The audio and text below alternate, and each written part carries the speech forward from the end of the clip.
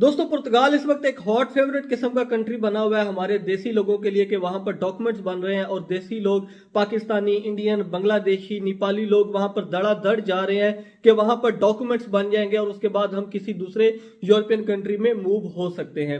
आज की वीडियो में मैं आपको बताऊंगा कि पुर्तगाल में सैलरी कितनी है, वहां पे एक्सपेंसेस कितने हैं, वहां पे कितना टैक्स है, क्या पुर्तगाल में एक बंदा जीरो से जाकर स्टार्ट कर सकता है और वहां पर अपने खर्चे मैनेज कर सकता है। आज की वीडियो में इन तमाम पॉइंट्स पर बात करेंगे, तो आइए आज की वीडियो शुरू करते हैं। अस्सलाम वालेकुम दोस्तों, नमस्ते, सत श्री अकाल और आप दोस्तों को आज की वीडियो में मैं खुशामदीद कहता हूं। दोस्तों पुर्तगाल में अगर बात की जाए सैलरी की, तो पुर्तगाल में सैलरी बहुत ही कम है as compare to Italy, Spain या दूसरे जितने भी ईयू कंट्रीज हैं। मोस्टली ईयू कंट्रीज हैं जैसे डेनमार्क हो गया, नॉर्वे हो गया, स्वीडन, बेल्जियम, जर्मनी वगैरह, इनकी निस्बत पुर्तगाल में सैलरी बहुत कम है। लेकिन पुर्तगाल में कवानीन आसान है, पुर्तगाल में डॉक्यूमेंट्स इजी बन जाते हैं और स्मूथ तरीके से बन जाते हैं। अब पुर्तगाल में सैलरी कितनी है? पुर्तगाल में जो गवर्नमेंट की तरफ से मिनिमम वेज सेट की गई है 2024 में, वो सेट की गई है 820 यूरो। 820 यूरो अगर कोई बंदा आपको लीगली हायर करता है तो वो आपको 820 यूरो देने का पाबंद है। अब ये जो 820 यूरो सैलरी है, आपकी सैलरी इससे ज्यादा भी हो सकती है। अगर आप किसी रेस्टोरेंट पे काम कर रहे हैं, आपको टिप वगैरह हो जाती है, या आपको कोई बहुत अच्छा हुनर आता है और आपको उस हुनर में, उस स्किल में जॉब मिल जाती है, उससे भी आपके जो सैलरी ज्यादा होने के चांसेस हैं वो और हो जाते हैं। लेकिन हम 820 वाले सिनेरियो को ही लेकर चलते हैं कि आपकी 820 यूरो सैलरी है और अगर आपने फाइल लॉक करवाई हुई है आर्टिकल 88, 89 में, जो कि हमारे लोग वहां पर जाकर फाइल लॉक करवा रहे हैं अपनी लीगल या इलीगल एंट्रीज शो करवा के, उसमें फिर आपका 308 यूरो टैक्स जाएगा। आपने 308 यूरो टैक्स देना है गवर्नमेंट को। फिर जब आपके डॉक्यूमेंट्स की बारी आएगी, आपके फिंगर्स की बारी आएगी, तब आपने वो टैक्स गवर्नमेंट को शो करवाना होगा कि मैंने इतना टैक्स पे किया हुआ है पुर्तगाल की गवर्नमेंट को। अब कुछ केसेस में ऐसा होता है कि आपका सारा टैक्स जो है वो एम्प्लॉयर पे कर देता है। कुछ केसेस में ऐसा होता है कि आपने अपना टैक्स खुद पे करना होता है। कुछ केसेस में ऐसा होता है कि आधा टैक्स आपका एम्प्लॉयर पे कर देता है, ज्यादा हिस्सा जो है वो एम्प्लॉयर पे कर देता है, बाकी जो टैक्स होता है वो आपने खुद पे करना होता है। तो फर्ज करते हैं कि आपका कुछ टैक्स जो है, फर्ज करें कि आपका 200 यूरो टैक्स जो है वो एम्प्लॉयर ने पे कर दिया, उसके बाद आपको उसने 820 यूरो दे दिए और उसके बाद जो है वो बाकी जो टैक्स बचा आपका 300 में से, 308 यूरो में से 108 यूरो जो बचा वो आपने खुद पे कर दिया। तो फर्ज करें कि आपके पास तकरीबन 700 यूरो सैलरी आपके हाथ में आ गई। 700 यूरो सैलरी अगर आपके पास आ गई और आप शेयरिंग में रह रहे हैं, तो फिर आपके से जो बेड स्पेस है उसका खर्चा जो है वो तकरीबन 200 यूरो, 150 यूरो से 200 यूरो हो सकता है। और ये खाने पीने का जो खर्चा है वो अलहदा है। वो जो लोग हैं कुछ अपना मिलजुल के कर लेते हैं, कुछ सेपरेट करते हैं, ये उन लोगों पे डिपेंड करता है जो वहां पर रह रहे हैं। लेकिन जो आपका बेड स्पेस का खर्चा है, जो आपने एक आपको बिस्तर चाहिए सोने के लिए, उसका जो किराया है वो 150 से 200 यूरो इस वक्त चल रहा है। इससे कम भी हो सकता है, ये शहरों पे भी डिपेंड करता है। लिस्बन में, पोर्टो में, फारो में, यहाँ बेड स्पेस का जो किराया इन शहरों में वो ज्यादा भी हो सकता है। अगर आप किसी गांव में रह रहे हैं, कुछ लोग जो है वो फार्मिंग का काम करते हैं, एग्रीकल्चर का काम करते हैं, तो वहां पर उनको अकोमोडेशन जो है वो कंपनी प्रोवाइड कर देती है, उनके पैसे वहां से बच जाते हैं। तो ये डिपेंड करता है। लेकिन अगर हम शहरों को ही लेकर चलें, तो शहरों में जो तकरीबन 150 से 200 यूरो आपकी बेड स्पेस चली गई, खाने पीने का जो आपका खर्चा हो गया तकरीबन 70 से 100 यूरो जो है वो आपका ये खर्चा भी हो सकता है। 100 यूरो, क्योंकि उसमें फिर गैस का खर्चा भी होता है और भी छोटे मोटे खर्चे हैं, खाने पीने के जो ग्रोसरी के खर्चे हैं, तकरीबन 100 यूरो आप ये कर लें तो तकरीबन 300 यूरो तक आपका ये खर्चा निकल गया। 40 यूरो का बस कार्ड बन जाता है मंथली।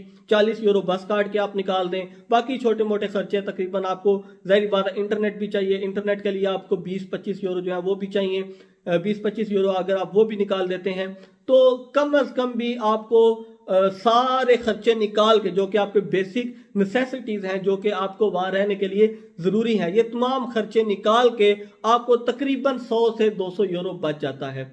वो भी बहुत ही, अगर आप आइडियल सिचुएशन लेकर चलते हैं, बहुत ही आइडियल आपको काम मिल जाता है, आपके सारे खर्चे जो है, आपको बेड स्पेस अच्छी मिल गई है, सस्ती मिल गई है, आपके खर्चे मैनेज हो रहे हैं, आपको रेस्टोरेंट में जॉब मिल गई है। अगर आपको रेस्टोरेंट में जॉब मिल गया तो आपको खाना पीना जो है वो ज्यादातर रेस्टोरेंट से ही मिल जाता है। तो ये तमाम जो आइडियल सिचुएशन है, अगर आप ये सारी बन रही हैं, तो फिर जाके आपका 200 यूरो से 250 यूरो बच जाता है। कुछ लोग ये करते हैं कि उनको 100 या 50 यूरो ही बचता, तो वो जोड़ जोड़ के रखते हैं और तकरीबन 2-3 महीने बाद जो है वो जो उनकी सेविंग्स होती है वो घर भेज देते हैं। 200 यूरो जो है ये पाकिस्तानी तकरीबन कोई 60,000 के करीब अमाउंट बन जाती है और इंडियन कोई 17,000 के करीब अमाउंट बन जाती है। बाकी आप मैं नीचे ये फिगर मैं बता रहा हूँ, आप वो भी चेक कर सकते हैं कि बांग्लादेश और नेपाल में कितनी बन रही है। तो 200 यूरो ये बहुत ही आइडियल सिचुएशन अगर आप लेके चल रहे हैं, आपको काम लीगल मिल गया है, इससे कम काम भी मिलता है, एम्प्लॉयर आपका टैक्स अक्सर पे नहीं करता और अगर पे करता है तो आपको टैक्स काटने के बाद जो है वो 500 यूरो तक देता है। और अगर आपने 500 यूरो लिया है तो फिर उस हिसाब से आप देख लें कि आपको बेड स्पेस के भी पैसे देने हैं, बस कार्ड भी लेना है, खाने पीने का खर्चा भी करना है, उसके बाद फिर आप देख लें कि आपको कितना बच जाएगा। और मैं आपको ये भी बता दूं कि अगर आपने आर्टिकल 88 और 89 में जाके फाइल लॉक करवाई है तो आपको किसी पुर्तगीज के पास काम मिलने के चांसेस जो है वो बहुत ही कम है। समझ लें कि 1 या 2% चांसेस है कि आपको कोई पुर्तगीज बंदा काम देगा, ज्यादातर आपको देसी लोगों के पास ही काम करना पड़ेगा। और ये भी बहुत कम चांसेस हैं क्योंकि बहुत ज्यादा लोग वहां पे पुर्तगाल में चले गए हैं, बहुत ज्यादा फॉरेनर्स वहां पे चले गए हैं जिन्हें जॉब की जरूरत है। तो जॉब मार्केट जो है वो इस वक्त बहुत ही ज्यादा सफर कर रही है। तो अगर आप पे जिम्मेदारियां हैं और अगर आप ये सोच के जा रहे हैं कि मैं वहां जाके अपने मामलात भी सारे सेट कर लूंगा, अपने कागजात भी चलाता रहूंगा, अपने खर्चे भी मैनेज कर लूंगा और पीछे जो है अपने घर वालों को भी सपोर्ट करता रहूंगा, तो फिर मेरा मशवरा है कि आप आने से पहले सोचें, समझें और उसके बाद फैसला करें। क्योंकि सारे सिनेरियो मैंने आपको बता दिए। आपको जब तक और पहला कार्ड मिलना, आपका जो पहला टीआरसी है वो आते आते आपको 2.25 से 3 साल तक का अरसा लग सकता है और ये मिनिमम अरसा है। आपको ईमेल आती है, फिंगर की डेट आप देने जाते हैं, फिर कार्ड आने में कुछ को 1 हफ्ता लग जाता है, कुछ को 4 महीने लग जाते हैं, कुछ को 7 महीने में। एक भाई से मिल के आया पुर्तगाल में जब गया था कुछ अर्सा पहले, तो मैं भाई से मिल के आया, उन्होंने कहा कि मेरे फिंगर हो चुके हैं और 7 महीने हो गए मेरा कार्ड नहीं आया। तो ये तमाम सिनेरियोज आप जहन में रखें। वहां पे जॉब मार्केट जो है वो इतनी फेवरेबल नहीं है। आपका अगर कोई वहां पर जानने वाला है जो कि आपको काम दिलवा दे और आपका काम लग जाए तो फिर उसके बाद ये तमाम फैसले कीजिएगा। हाँ, पुर्तगाल के जो डॉक्यूमेंट्स हैं वो स्मूथली बन जाते हैं।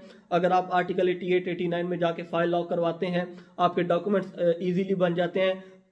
पासपोर्ट आने के बाद आप किसी भी ईयू कंट्री में मूव होकर वहां पर जाकर काम स्टार्ट कर सकते हैं और लीगली काम वहां पर आप जाके कर सकते हैं और ज्यादा पैसे कमा सकते हैं। लेकिन जब तक आपका पासपोर्ट नहीं आता तब तक आपको इकोनॉमिकली ज्यादा फेवरेबल नहीं है पुर्तगाल। तो दोस्तों ये थी पुर्तगाल के बारे में थोड़ी सी इंफॉर्मेशन। अगर आपके कुछ क्वेश्चंस हो तो मुझे इंस्टाग्राम पे मैसेज कीजिए, कमेंट सेक्शन में भी आप लिख सकते हैं। मैं कोशिश करूंगा कि जहां तक मुमकिन हो आपके सवालों के जवाब दे सकूं।